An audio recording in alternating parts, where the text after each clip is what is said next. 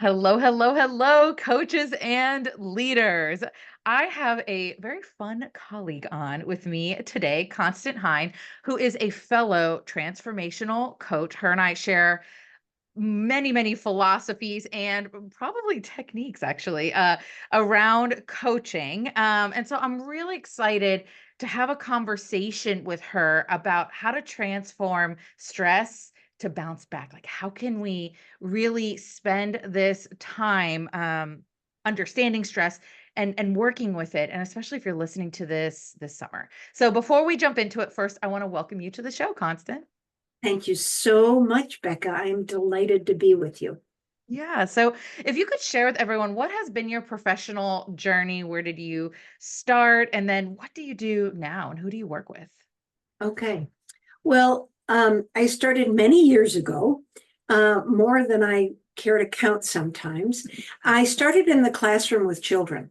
Mhm. So I was a teacher in my early years, and then my career kind of transformed into working with the adults that worked with children.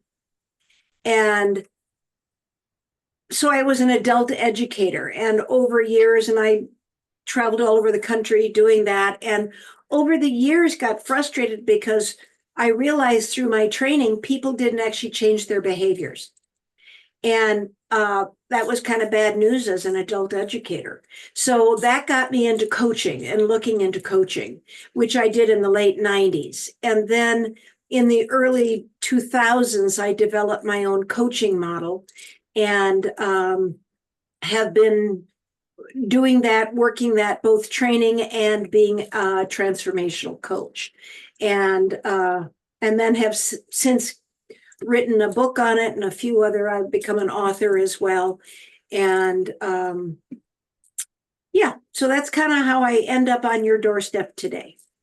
I love this. Okay. And so you're going to actually share some things from your new book, right? That has just come out today. I found out it came out today. So exciting.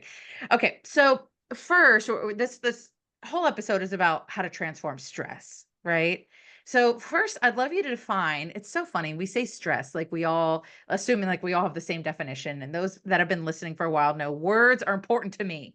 And Yeah. using the very specific exact words are important to me. So first, I'd love for you to define for us what is stress. Well, my definition of stress is when there's an imbalance between the demands and your ability to respond to demands. I think of it like a fraction. The numerator is the demands that are coming your way. And your ability to respond to the demands, your capacity to respond to those demands, if either one of those gets out of whack, like too much demand or a diminished capacity, Mm-hmm. and be on either side. That's when you start to redline into stress. And chronic stress is when you create a lifestyle of living Mm-hmm. imbalanced. Mm-hmm. I love that. And I love how, like, it's very personal, right? It's not like everyone should, like, just because I have a denominator of 47, right? There's no numbers, right? Doesn't mean you do, right? And it doesn't mean you should. And I always talk about the shoulds, like they get in our way, and acknowledging our capacity can change day to day, right? And the demands can change as well. So assuming someone else has the same capacity that they should be able to handle this, doesn't mean that they are able to, right? Or that they're not stressed out. Just because it doesn't stress me out doesn't mean that it doesn't stress you out. So I'm loving that definition. That's really succinct. I appreciate that. So ooh, excuse me. So I'd love you to share now, what does transforming stress mean? I certainly know it is not toxic positivity. It is not, it is what it is. This too shall pass, right? So what does that actually mean? Well, transform is to really change, right? So changing stress, I think, is talking more about really, you get two choices. You can either reduce your demands to reduce stress, or you can increase your capacity to deal with what's coming your way. And I think my hot tip on transforming stress is focus on where you have choice. Mhm. Because many of us freak out about the stuff we can't control. Mhm.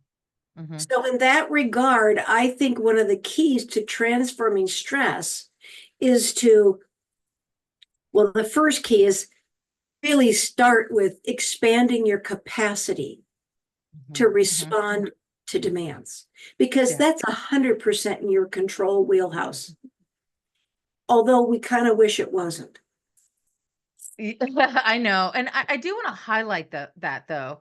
I love that you said that because it's so rarely talked about. We often talk about in the world of stress and demands, we say there are the things we can control and the things we can't control. And the things we can control often in that list is not our capacity, right? And that in the world of transformational learning, we actually have a really great ability. We can really shift our capacity, and I've experienced that over the years for myself. Our capacity to be with the sometimes the fixed number of demands, right? And I really want to highlight that for everyone. We often cannot change the number of demands, but we can shift our capacity, and it is very real and possible. Okay, And thank you. practical. And practical. Yes, exactly. Thank you for saying that. So, I know you have 4 principles around transforming stress. I'd love you to share those with everyone. If you can share examples with each as well, that would be awesome. Okay. Yeah, my 4 principles to transform stress have to do with building resiliency. And resiliency has to do with expanded capacity.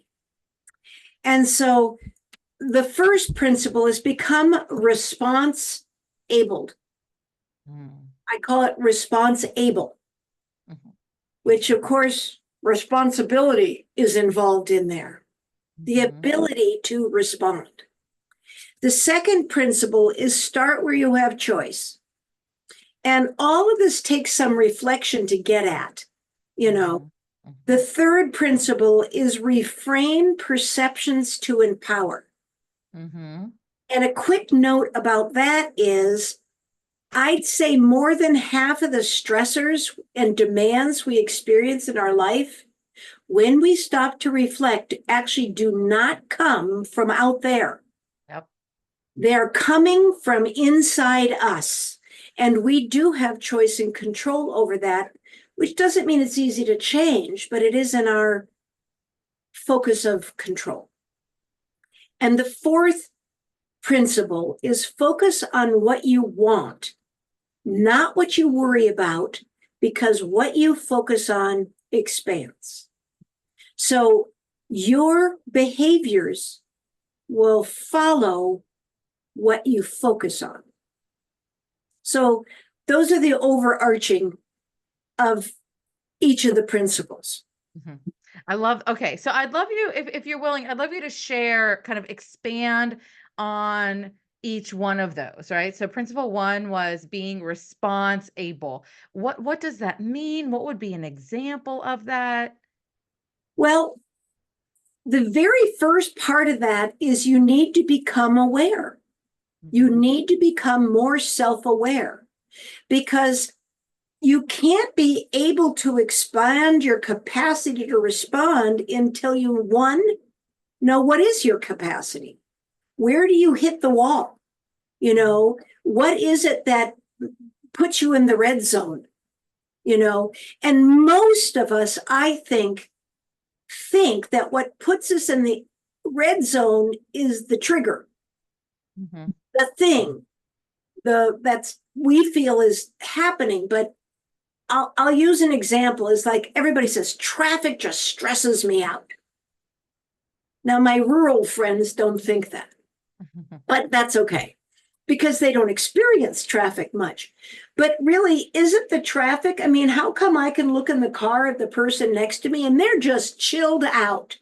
And I'm in the same traffic that they are, and I'm gripping the wheel and, that whole thing. And so it really isn't the traffic that's the stressor. It may be the trigger, but the real stressor comes from how do you respond to life circumstances. Some people get cancer and they have a remarkably positive attitude about it. They're able to reframe their perceptions to empower. Mm-hmm. Attitude is everything. Mm-hmm. And so, like, the traffic that's an external demand. Mm-hmm. But most of our stress isn't about the circumstances in our life. Most of our stress comes from how do we respond to the circumstances in our lives. And I hate to be the one to inform your listeners that all other human beings are not in your control, whether they're Yeah. kids you teach or whether they're colleagues or your family. And so it's a good example of, focus on where you have control. Is trying to change other people is not where it's at. Mm-hmm. It's about shifting my response that is, let's call it troublesome to me when somebody acts like XYZ. Mm-hmm. And our ability to stay calm and have, I call it a bag of tricks Mm-hmm. to bring forward, means, yeah, we can have challenging kids in our classroom or staff who's showing up late to work or a variety of other things that might be happening, disagreements with my partner, whatever they might be. But if I have a good bag of what I call bouncy resilient tricks, Mm-hmm. Mm-hmm. probably not a great word, but strategies, then I can control how I respond that keeps me out of the red zone. So there's a couple things you said that I want to highlight. One is you said, first, I want to know my capacity. And I was actually thinking, I think it's actually current capacity, right? Because we're saying we can shift our capacity. So it's not what is my fixed capacity, it's what is my current capacity. So now I know how what I'm currently having, I don't know, have experiencing that I can shift. So that was one thing I wanted to highlight. And then two, here's the wild thing, because you and I very much live in a very similar transformational learning world. The wild thing is when it's kind of a paradox almost. I have to give up making some, like, wanting someone to behave differently and work on my own response. And when I shift how I respond, they behave differently. And it's like, is that a paradox? I don't know, ironic. I'm not sure what that is, but it is something, and it is totally how it works. I have to, the moment I have my attention out there, they should behave differently. I have to take that finger pointing at them and point it right at myself. If you're watching the YouTube, you're seeing me point, right? And it's I have to turn it towards myself and say, okay, how can I respond differently? And here's the wild thing. There's no like one, two, or three choices from, there's infinite choices of ways to respond. I could laugh. I could silently stare. There's an infinite number of ways I could respond. And I think one of the things throughout the years that's gotten me some out of my fixed, like I have to respond this way, is playing. Let me play with a different response. Let me see if instead of being serious, I'm playful. If instead of being playful, I'm serious, right? Being bold, being funny, being vivacious, right? There's so many different ways we can show up. Play with it. I use the term experiment Yes, I love it. because I always like the idea. I never took chemistry in high school, right? But I love the idea of chemistry because you could blow stuff up in the lab and that was considered learning. Yeah, for sure. If we could give ourselves permission Mhm. to experiment and let things not work and learn Yeah. from them, Yeah, our lives just from that would transform. I for sure. find, well, I want to give you, I do want to touch on the disempowering perspectives Hmm. and the fear of making mistakes or being afraid of not doing it right Hmm. are two of the top most inhibiting mindsets people can have. And unfortunately, I find educators have them in spades. You Hmm. know, we'll get back to that. But how do you assess your current capacity? And your current capacity, like you said, it's not a fixed state. Hmm.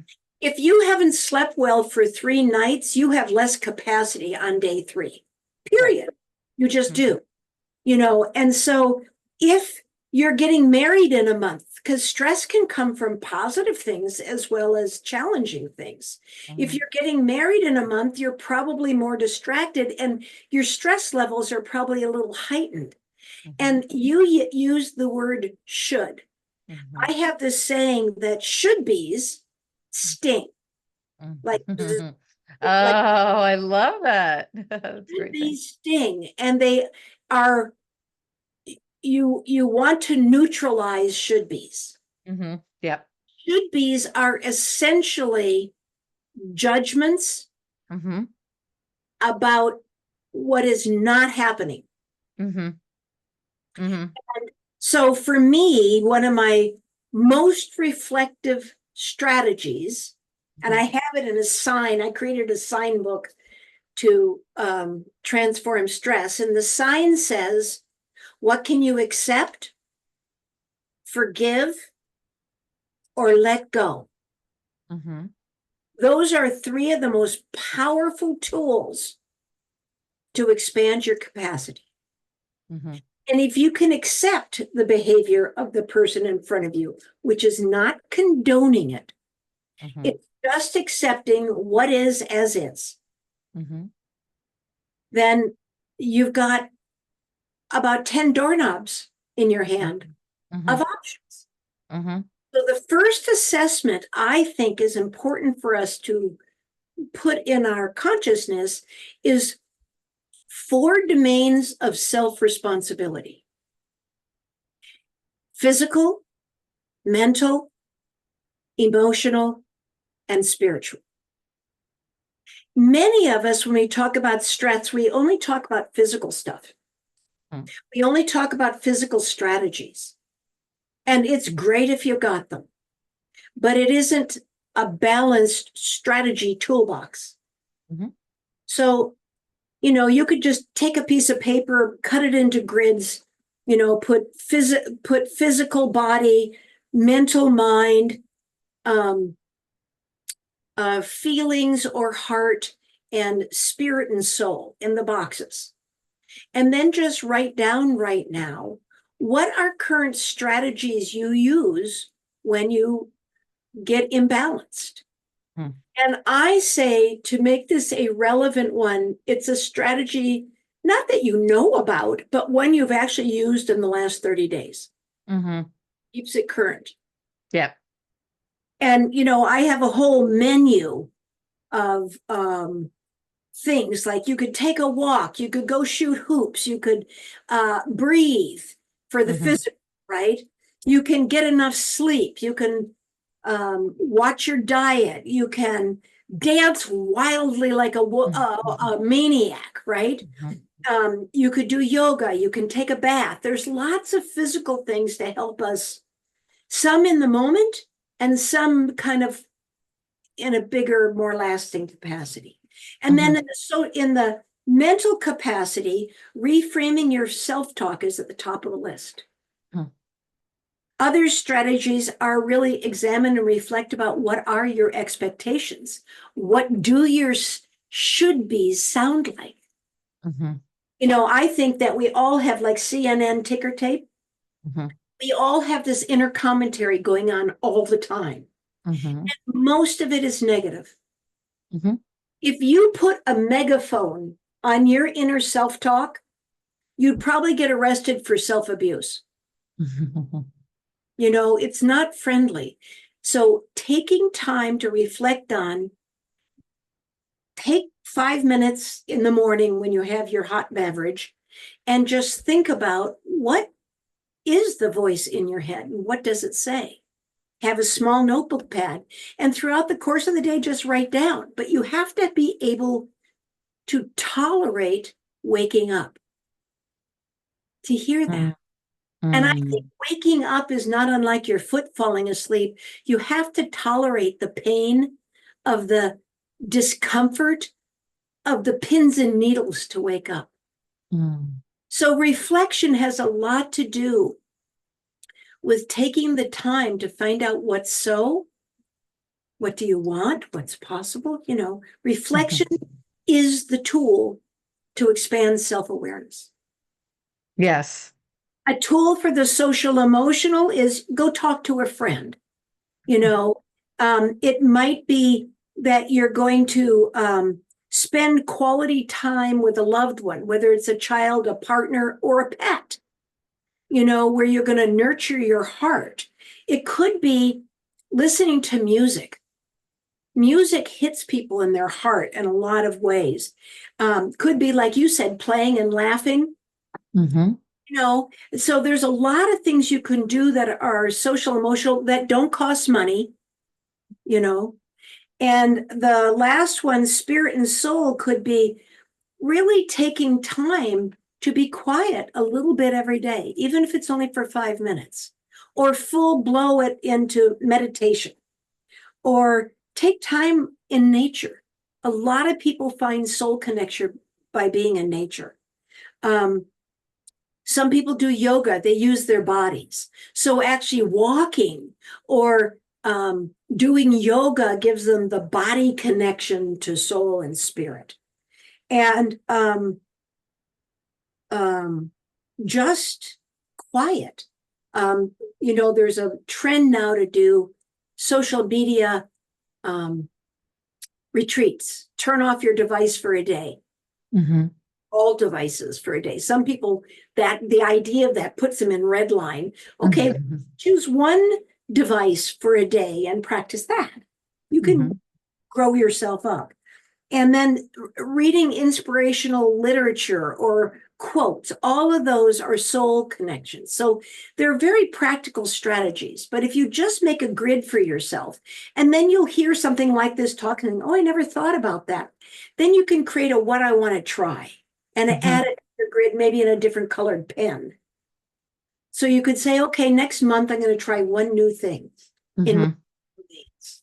I love that. One of the things that I've actually committed to this next year, I'm flying easily 160 school days out of the school year. Out of 180, 160, I am not home. And I was looking at my calendar, getting really present to how much I will be flying. And I said to myself, talking about capacity, I said, I'm unwilling to accept that I have to be tired. Right.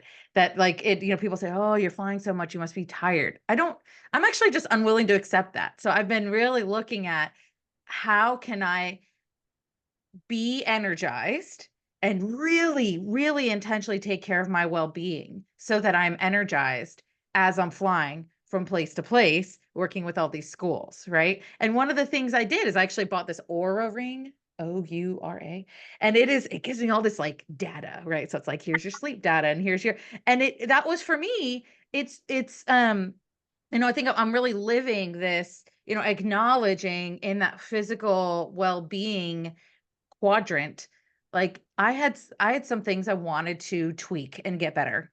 And because again, like I'm just the possibility of being energized while flying around all of those days is what has me take these actions. So, being responsible for my energy. I used to travel half the month. I was on the road a lot. And I finally made the decision I never work on an airplane. Oh, I work all the time on airplanes. Isn't that interesting? I never work on an airplane. I read a novel. I listen to music. I let the trip be fill my coffers. So Mm. shifting that an Mhm. airplane wasn't a time to work. changed everything for me. Mm. And So go I ahead, was go ahead. ending replenished. Yes. That's so great. And it's not a one size fits all, right? That's the thing that worked for you. And the opposite works for me, where if I do all my work on an airplane, I land home and I'm like, okay, I've gotten all my work done. I can be present and relax at home. So it's whatever works for us and being creative with Yes. that. Okay. So what other practices? Okay. I want to ask you this. You talk a lot about reflection. How Mhm. does reflective practice help build resilience?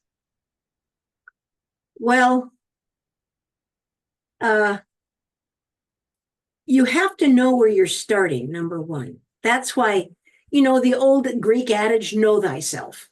Mhm. You don't know how to build your bounce and become resilient unless you know where you're flat, Mhm. Yep. not bouncy, right? Yep. So expanding your self-awareness is the key to becoming mindful. Mhm. And mindful is where you get choice about what you want to do in the future. Mhm. So you could say that awareness begets mindfulness, mindfulness gives you choice, and choice gives you freedom. So if I really want to be not in a cage and squished and whatever other term you want to use, pressured, that's one of my words. My symptoms of how I know when I'm stressed are important. Mhm. My feeling pressure is one of my first symptoms. Mhm. That's how I know, okay, I gotta look at what is going on right now. Mhm. So, when you get a cold, you know your symptoms. And you don't Mhm. just sit there and say, okay, I'm just going to get a cold. You Mhm. do something. You take homeopathics, you take medicine, you sleep, you do whatever your thing is to do. Well, self awareness helps you become aware of the symptoms you're getting stressed before you've been steamrollered. And so, in that regard, I think it's getting um, and reflection.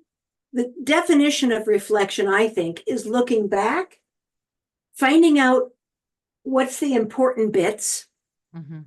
and bringing it to the future. How is it relevant and what's going on now? So it can influence your choice moving forward. And so it's like, go get the precious eggs from the past that are important to you. Get present in the moment so you can get mindful about what you want to choose. And in that regard, that in itself is a reflective practice. Yeah. So, you know, I would uh I would say that a quote, one of the quotes from my new book, Daily Practices for Educators, Coaches, and Leaders in Life, is the practices of self reflection and self care are critical in these times to ensure that we can be healthy and whole in our service to those that need us, which is by Anne McLean Terrell. And the practice for that is, do you have the belief that self care is selfish? Mm. Is there an area in your life in which you know you would benefit from more self care? And what are the barriers or challenges that keep you from taking the needed steps to care for yourself? And either write down your thoughts or have a conversation with your friend about these questions. So, you know, in the beginning of this book, I talk about 10 different strategies to reflect. There's not one size fits all for even what reflection looks like. But thinking about, what are my values about self care? Lots of people don't even know what that is. And some people have a lot of judgment about it, like it's entitled and only wealthy white people can afford self care. You know, um, there are people who think self care is indulgent. So there are a lot of should be core values that need some reflection. And some of these are cultural. Mhm. You may have grown up, say, in a farming family or a ranching family, and your life is pretty dictated by weather and animals and birthing and all kinds of things.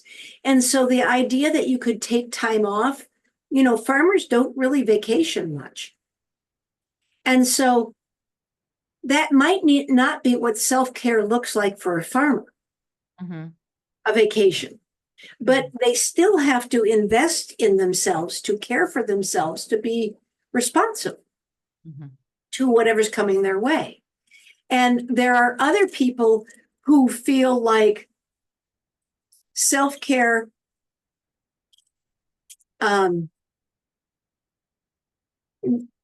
like really thinking self-care is selfish, Mm-hmm. that you have to give all the time. Mm-hmm. So taking time to reflect on what are your thoughts, values, and beliefs about self-care. I think it's powerful. Because you can't give from an empty bucket. Mm-hmm. And so lots of us don't have our lifestyle lined up with our values. And some of us have values that are undermining a chosen lifestyle that we do want. Mm-hmm. Yeah. So, Yeah. No, I love that. And I did want to share, you were sharing earlier about what did you call it? The outside negative perceptions. What did you call it? disempowering perspectives. There we go, disempowering perspectives. And something with the whole educator, we have our own framework called fire your complaints, and fire stands for two F's in fire. So it's fact, like what are the facts of a situation, what are your feelings about it, what are your interpretations, what's your reframe. It's not toxic positivity, but like how do we actually look at it from a different perspective, and then what's your empowered action. And what I find is that it's actually one of the toughest pieces of my whole educator academy that people go through. But when they actually do the hard work, and it's very related to your reflection, right? If we actually reflect in a way where we can see our interpretations as part of what's disempowering us, I actually consider that like being empowered. I don't talk a lot about self-care because I think there's a lot of misconceptions around it, but becoming empowered many times can actually be more powerful than self-care, and much more long lasting if we can actually see my thoughts are my interpretations about life are disempowering me. How can I see that is disempowering me? I'm disempowering me. How can I take different actions, right? So we can, when we're reflecting, also not just looking at our reflections like, oh, that's the truth. I just have to deal with it, right? But like, what if it wasn't the truth? What if it's not a fact, right? That your mother-in-law is terrible, right? Like, what if that's an interpretation? And what if we could look at the way our life is happening differently, right? So I wanted to add in that nuance with reflection, actually writing it down, because they are the thoughts in our heads, and then questioning, does it have to be this way? Do we have to think about it this way? Yeah, I think that reframing perceptions to empower is self-care. Yeah. It would go in the mental category Yeah. of core domains. Okay. Yeah. And I think it's foundational to all of this working in resiliency. Mhm. And when I talk about demands, I Mhm. think there are external demands and internal demands. Mhm. And the internal demands are all that disempowering perspective stuff. So when you start to see that you are the cause of your stress, it Mhm. changes your life. Mhm. So I think that the first thing I do is identify. I have a assessment. There are 15 most common disempowering perspectives, and I have people read them, the definitions of them, and which ones are theirs. And then, just like you said, they learn to flip it, Mhm. and then they have to build strategies to hold it flipped. Mhm. And so, yes, I think that interpretation, you were very kind in the way you put it. I say most of us think all the thoughts in our head are truth. And I think less than 90% of what we think is truth. Mhm. It's all interpretation. Mhm. It is really my favorite reflective question is, what do you make that mean? XYZ happens. Well, what do you make that mean? Mhm. Because what you make it mean isn't what's true about it, it's your interpretation of it. And Jack Mesereau, who is the father of transformative learning, he talks about real transformational learning only happens when you shift your paradigm and your ability to your perception of what's happening. So if that's real learning, then if we want to continue to be a person who gets better at getting better, which is continuous learning, you are constantly going to have to look at, what do I make this mean? And most of us think that what's in our head is truth, as opposed to my perspective and interpretation and what I'm making stuff mean.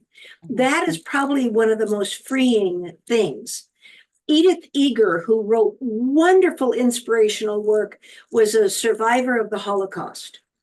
And she writes about the power of perspective because, I mean, how many of us can think of any worse circumstances than the Holocaust, right?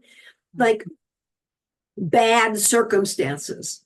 But how does she come out being somebody who is positive and able to impact her life, and she's a therapist and help others, is because she learned from what she was experiencing and she chose empowering interpretations to help her cope with it.